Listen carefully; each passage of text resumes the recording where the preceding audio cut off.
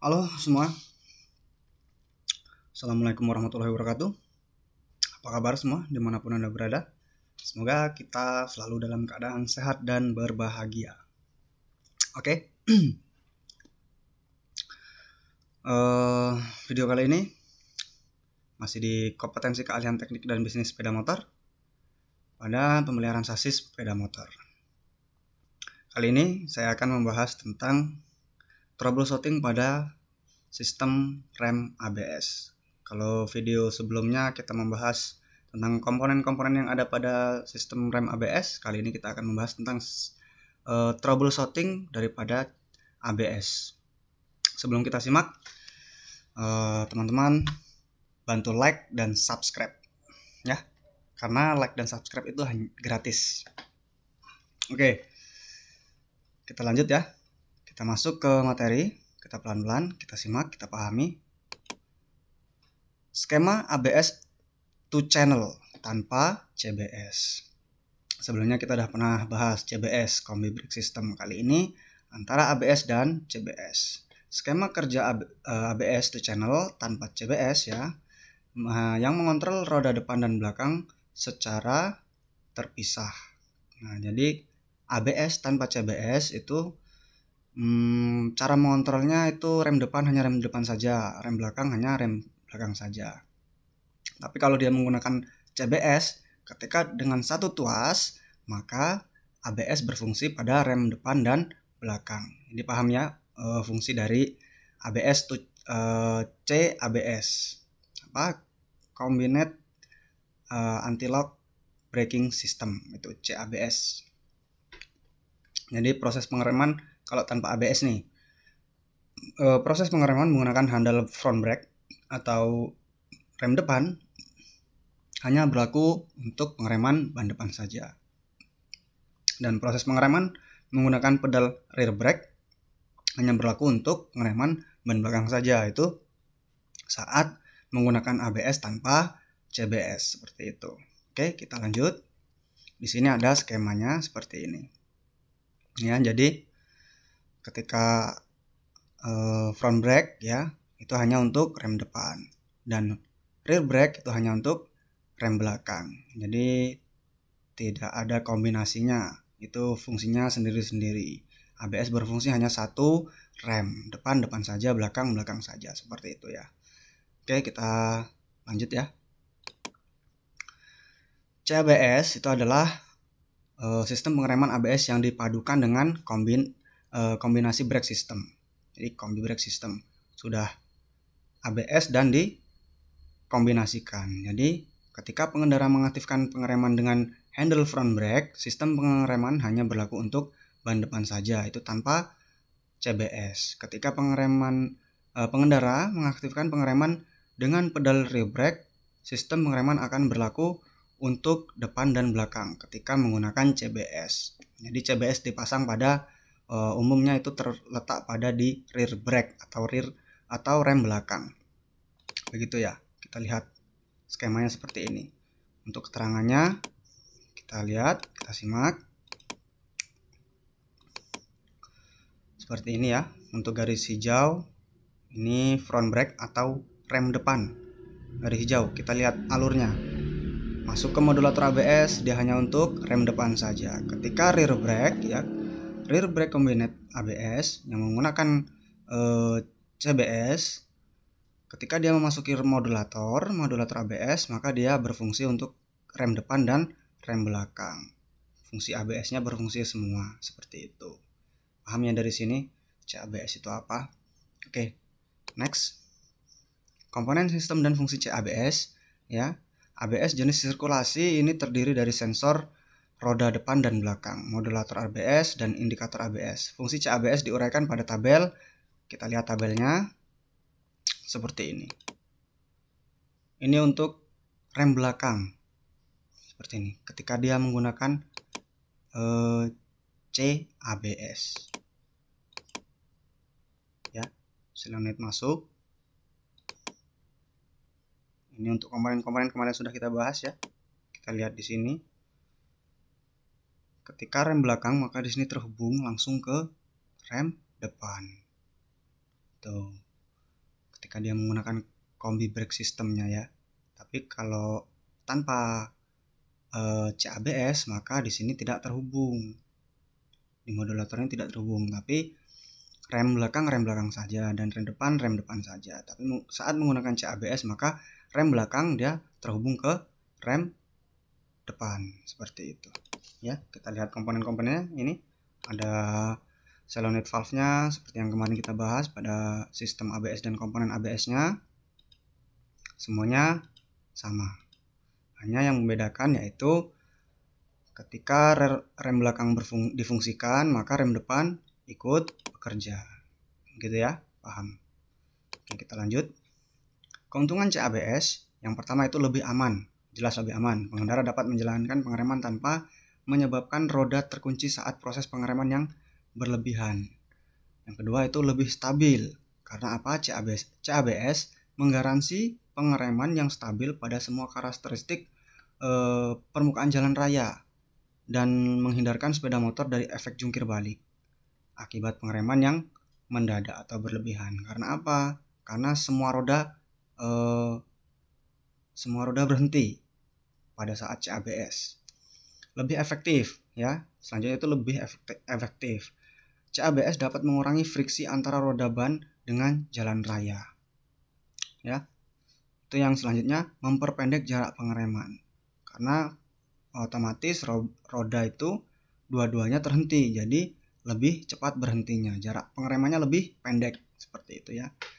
Selanjutnya itu mudah, pengendara tidak perlu menjalani training tertentu untuk menjalankan fungsi ini. Jadi pengendara itu cukup tinggal menggunakan saja, tanpa adanya pelatihan terlebih dahulu. Jadi tinggal pakai aja, kecuali untuk mekaniknya. Kalau untuk mekaniknya mungkin perlu training untuk perawatan, untuk perbaikan, seperti itu.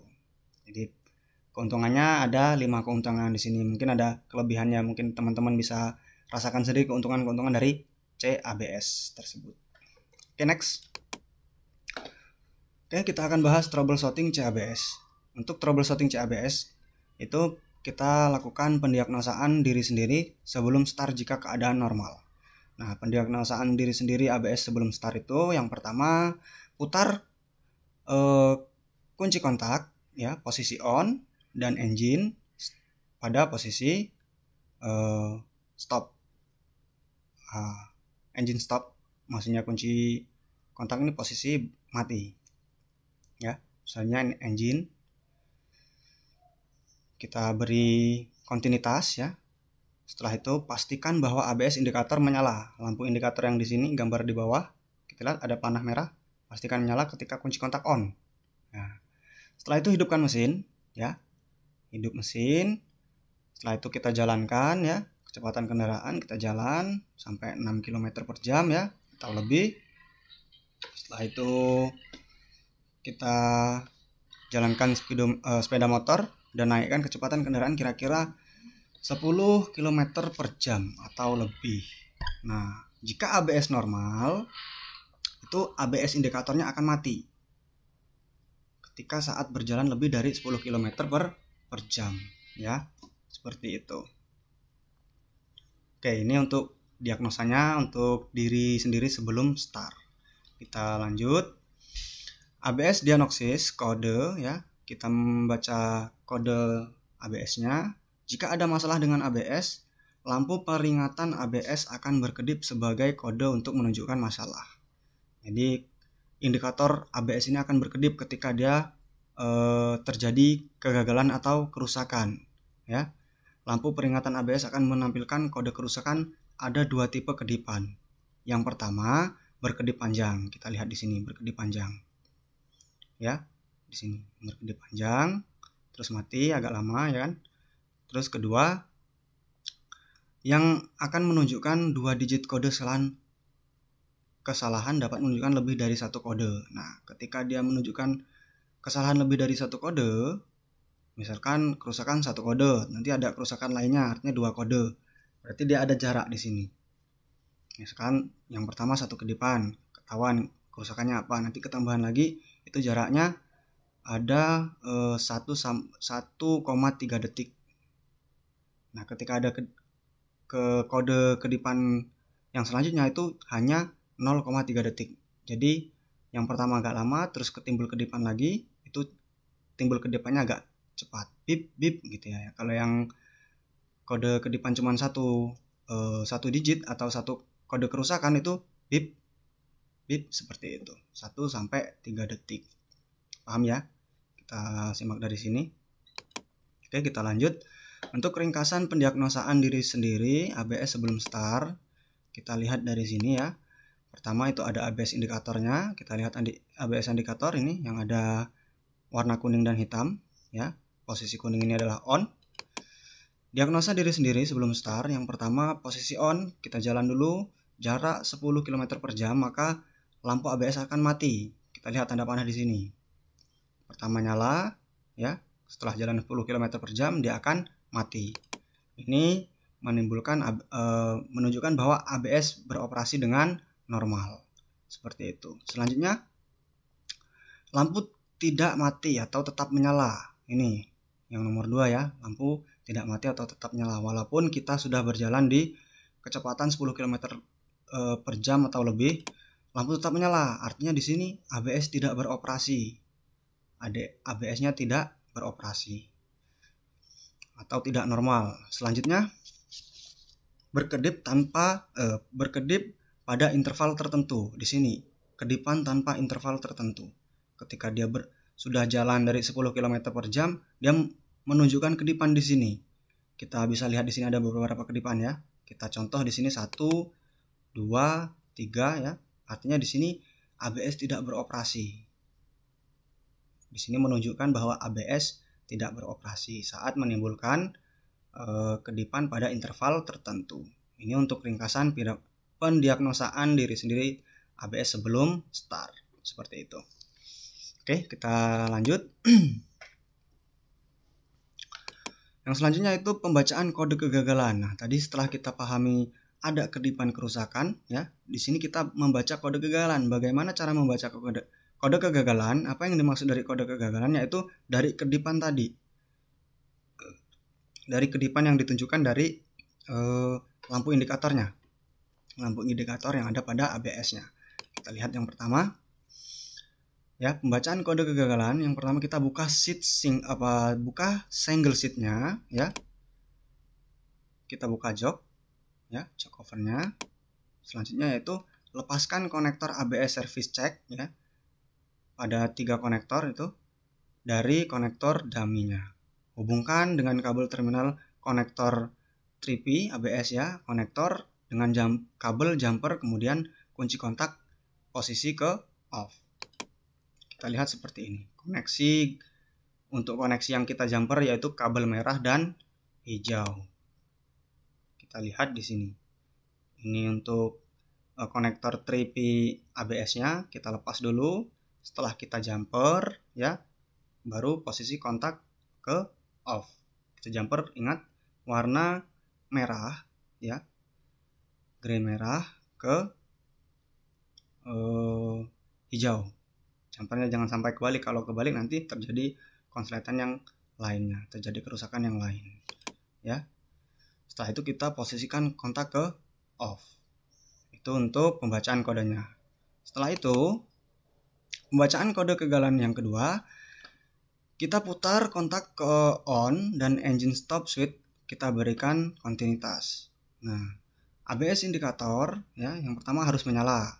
Yang kedua harus menyala 2 detik ya, sinyal startnya. Kemudian mati setelah 3 sampai 6 detik dan memulai mengindikasi kode masalah. Jadi yang pertama dia nyala dulu.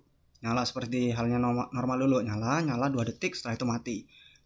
Kemudian setelah 3 sampai 6 detik, nah baru dia memulai mengindikasinya, baru menunjukkan kode masalahnya ya. Selanjutnya itu kode masalah diperlihatkan dengan jumlah kedipan dari ABS indikator. Jika kode masalah tidak disimpan, ABS indikator tetap menyala. Nah, jadi yang pertama kita ketahui kode kedipannya, setelah itu kita ketahui apa yang rusak, kita perbaiki, baru kita hapus. Kalau kita nggak hapus, maka kode ABS indikatornya tetap menyala terus ya, seperti itu. Jadi selanjutnya kita putar ignition switch ke off ya, kontak ke off, dan lepaskan jumper wire atau kabel penghubungnya tadi kita lepas. Setelah itu hubungkan konektor tadi ya, kita hubungkan secara seperti semula ya, lalu tutup. Itu untuk pembacaan kode ABS. Kalau terjadi kedipan ya itu tadi, dia akan menimbulkan kedipan. Kalau dia nggak ada kedipan, maka dia akan tetap menyala seperti ini ya, maka dia akan menyala. Nanti setelah kita jumper, dia akan menunjukkan itu tadi, menyala 2 detik, setelah itu mati, tunggu sampai 3-6 detik baru dia mengindikasi ya, begitu. Oke, lanjut. Untuk menghapus kode kegagalan ya, yang pertama kita buka tadi, kita buka joknya, kita cari konektor TP ABS-nya ya, baru kita hubungkan singkat ya, terminal kabel konektor dengan jumper ya, seperti ini gambar yang paling atas ya, ada kabel warna grey merah ya ke hijau. Tuh. Setelah itu hubungkan abu-abu merah ke hijau. Grey itu abu atau merah ya, ke hijau. Nah, setelah itu putar kunci kontak on dengan engine stop switch diberikan ke posisi on, sementara menekan handle rem ditekan ya. ABS indikator harus menyala selama 2 detik lalu mati. Pertama nyala dulu 2 detik baru mati. Kita posisi tahan handle remnya. Setelah mati, lepaskan handle rem dengan segera setelah indikator mati. Jadi setelah indikator mati langsung kita lepas. Nah, ABS indikator harus menyala. Setelah kita lepas, ABS indikator ini harus menyala. Setelah itu tekan handle rem segera setelah ABS indikator menyala. Jadi setelah menyala langsung kita tekan handle remnya ya. Setelah kita tekan handle remnya, indikator harus mati. Jadi nyala mati seperti itu ya. Nah, selanjutnya lepaskan handle rem segera setelah ABS mati. Nah, jadi pas kita lepas dia nyala ya. Setelah kita tekan lagi dia mati. Berikutnya juga. Terus setelah penghapusan kode selesai. Nah, ini untuk penghapusan kode. Jadi yang pertama kita putar posisi kontak on setelah di jumper tadi. Sebelum kita putar posisi kontak on, kita sudah menekan. Jadi bareng antara menekan handle rem dan posisi kontak on itu bareng. Setelah dia menyala selama 2 detik, kita tunggu nyala dulu 2 detik. Setelah 2 detik dia mati, baru kita lepas. Nah, setelah kita lepas dengan segera ya, cepat kita lepasnya. Tunggu dia mati. Ketika mati, kita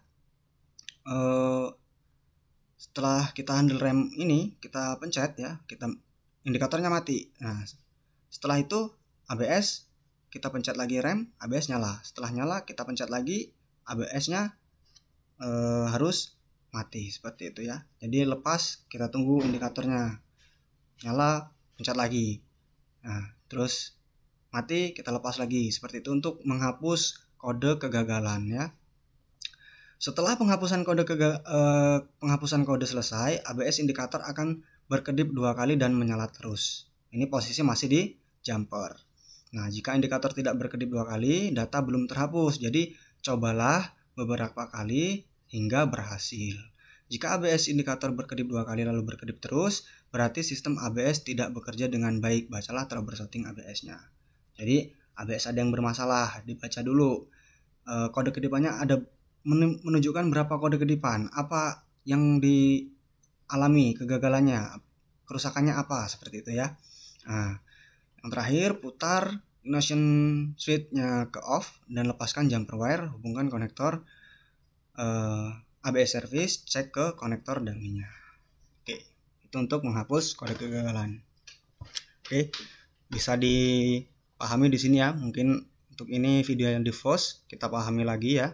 Kalau terlalu buru-buru saya menjelaskan, nah, mudah-mudahan bisa dipahami. Oke, kita next.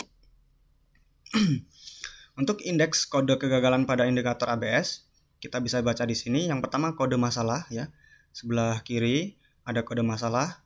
Yang pertama kode masalah, kedua ada kegagalan fungsi. Untuk pendeteksinya, yaitu terus ada gejala aman terhadap kegagalan. Apa gejalanya? Ya. Oke, yang pertama itu ada saluran pemasukan voltase ABS modulator. Ini selanjutnya kabel-kabel yang berhubungan dengan indikator. Selanjutnya speedometer, selanjutnya ABS modulator dan fuse ABS ECU 10 ampere. Di sini gejala atau fungsi aman terhadap kegagalannya yaitu ABS indikator tidak menyala sama sekali. Ini kegagalan fungsinya. Kita baca di sini tadi yang saya jelaskan. Selanjutnya ABS indikator menyala terus. Kita periksa di sini tadi ya. Ini tanpa ada kode masalah. Di sini perlu kita periksa. Selanjutnya itu dengan kode masalah 11 kedipan ya. Nah, 11 kedipan ini gejalanya yaitu menghentikan beroperasinya ABS. Nah, jadi ABS tidak beroperasi ini pada 11 kedipan. Jadi kegagalan fungsinya yaitu rangkaian wheel speed sensornya yang depan tidak bekerja dengan baik, atau wheel speed sensor atau kabel yang berhubungan. Jadi terjadi konsleting. Ini dengan kode kedipan 11 kali kedipan. Selanjutnya yaitu 13 kali kedipan, rangkaian wheel speed sensor belakang tidak bekerja dengan baik. Nah, kalau yang 11 tadi wheel speed sensor depan, kalau yang 13 wheel speed sensor belakang. Ini kegagalan fungsinya ketika terjadi 13 kedipan ya. Setelah itu wheel speed sensor atau kabel yang berhubungan. Jadi kalau 11 depan, 13 belakang, perlu diingat ya. Nah, gejalanya yaitu ABS tidak berfungsi. Seperti itu, ABS tidak beroperasi. Selanjutnya 12 kedipan. Nah, 12 kedipan ini rangkaian wheel speed sensor depan tidak bekerja dengan baik. Wheel speed sensor atau kabel berhubungan. Selanjutnya gangguan elektromagnetik, terjadinya konsleting. Ini juga ABS tidak berfungsi ketika dia menunjukkan 12 kedipan. Dan 14 kedipan ya, selanjutnya ada 14 kedipan. Rangkaian wheel speed sensor belakang tidak bekerja dengan baik ya. Wheel speed sensor, pulser ring atau kabel yang berhubungan, gangguan elektromagnetik. Ini juga otomatis ketika menimbulkan 14 kedipan, maka ABS tidak beroperasi. Selanjutnya ada 21 kedipan. Nah, 21 kedipan ini kegagalan fungsinya terjadi pada pulser ring depan. Nah, setelah pulser ring depan kita cek lagi pulser ring atau kabel yang berhubungan ya. Mungkin bisa jadi karena atau terkupas lalu dia terhubung ya, atau terjadi konsleting ya. Bisa jadi itu 21 kedipan ya. Maka gejala fungsinya yaitu menghentikan ABS juga. ABS tidak beroperasi seperti itu ya. Ada yang 23 kedipan, pulser ring belakang ya. Itu pulser ring atau kabel yang berhubungan. Ini pulser ring yang 21 pulser ring depan ya, yang 23 pulser ring belakang. Oke, itu untuk kode masalahnya dan kegagalan fungsi. Kita lanjut, masih ada lagi di sini dengan kode masalah 31, 32 ya. Kita ambil saja di sini 31 seumpama kan perumpamaan di sini 31 sampai 38 gitu ya. Nah, di sini kegagalan fungsinya solenoid valve tidak bekerja dengan baik atau modulatornya yang tidak bekerja dengan baik atau bermasalah. Jadi gejalanya yaitu menghentikan ABS tidak berfungsi. Jadi pada umumnya semua kegagalan maka ABS tidak berfungsi, tapi kita perlu ketahui di sini yaitu dari kode kedipannya atau kode masalahnya. Ketika kode masalah apa, maka kita harus yang kita perbaiki di situ dari kegagalan fungsinya. Ya, misalkan selanjutnya ini ada 41 kode masalah. Nah, kita di sini kegagalan fungsinya yaitu roda depan mengunci. Nah, kita perbaiki roda depannya mengunci. Kenapa ya? Setelah itu kondisi pengendara seperti apa, atau berlebihan atau gimana ya. Nah, selanjutnya itu ada 42 kedipan, roda depan mengunci ya. Roda depan mengunci atau wheelie. Selanjutnya 43 yaitu roda belakang mengunci, dan 51 motor mengunci atau dia motor pompa, ABS modulator atau kabel yang berhubungan, atau sekring 30 ampernya pada ABS motor itu putus atau bermasalah. Jadi semua kode masalah yang ditunjukkan dengan kegagalan fungsinya, maka ABS ini tidak beroperasi. Selanjutnya sampai ke selanjutnya itu ada 53 yaitu motor hidup terus, stuck on ya, atau motor pompa ABS modulator atau kabel yang berhubungan atau fuse-nya yang bermasalah. Selanjutnya 54 itu adalah failsafe relay tidak bekerja dengan baik. Kita cek relaynya, failsafe relaynya, yaitu untuk menuju ke ABS modulator atau kabel yang berhubungan. Bisa jadi juga dari fuse 30 ampere dari ABS, ya, itu failsafe-nya. Baik, masih ada lagi di sini. Kita cek dari kode masalah yaitu 61 dengan kegagalan fungsinya, rangkaian daya voltase terlalu rendah. Nah, berarti kita perlu pengukuran dari baterai. Voltase pemasukannya terlalu rendah, ya. Yang kita periksa dari fuse-nya bisa jadi juga, ya. Fuse yang ke 10 ampere ini menuju ke ABS ECU. Soalnya dengan kode masalah 62 itu rangkaian daya voltase terlalu tinggi. Kita cek voltase pemasukan terlalu tinggi atau tidak, ya. Ini menghentikan operasinya ABS semua dengan kegagalan-kegagalan yang sudah kita bahas tadi. Sampai ke 71, ban tidak bekerja dengan baik, mungkin dari ukuran ban, ya. Bisa kebesaran, bisa terlalu kecil, ya. Jadi bermasalah. Selanjutnya yaitu kode masalah 81, ABS control unit. ABS control unit tidak bekerja dengan baik di sini. Ketika ABS modulator tidak bekerja dengan baik, ya, maka dengan kode masalahnya itu menunjukkan 81. Dengan catatan dari diagnosa di atas, ya, pendiagnosaan diri sendiri sebelum start. Setelah itu, pendiagnosaan diri sendiri biasa mendiagnosa sementara sepeda motor berjalan. Setelah pendiagnosaan diri sendiri sebelum start, seperti itu catatannya, ya. Jadi paham. Kalau belum paham, silahkan diulang kembali video ini. Oke, kita next. Oke, cukup. Jadi hanya sampai di situ dulu, ya. Ini adalah untuk troubleshooting dari CABS, kombinasi anti-lock braking system. Jadi seperti itu, ya. Oke, sekian dan terima kasih. Jangan lupa like dan subscribe. Semoga video ini bermanfaat buat kita semua. Oke, semangat terus, belajar terus. Saya akhiri. Wassalamualaikum warahmatullahi wabarakatuh. Bisa hebat.